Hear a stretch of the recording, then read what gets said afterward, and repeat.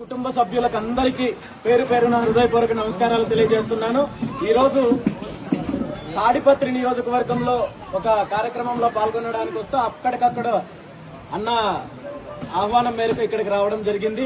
మీ అందరినీ కలిసినందుకు చాలా ఆనందంగా ఉంది.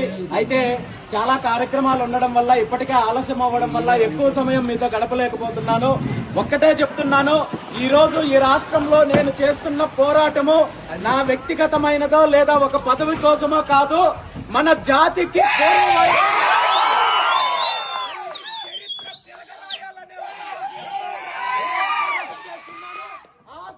ఆ పోరాటానికి మీ అందరి మద్దతు కావాలని కోరుకుంటున్నాను.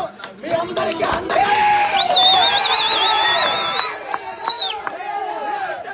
మీ కుటుంబ సభ్యుడిగా నన్ను ఆశీర్వదించాలని చెప్పి కోరుకుంటూ మరొకసారి తాడిపత్రి నియోజకవర్గ పర్యటనకు వచ్చినప్పుడు అందరినీ కలిసే ప్రయత్నం చేస్తానని చెప్పి తెలియజేస్తూ మీ అందరి దగ్గర సెలవు తీసుకుంటున్నాను.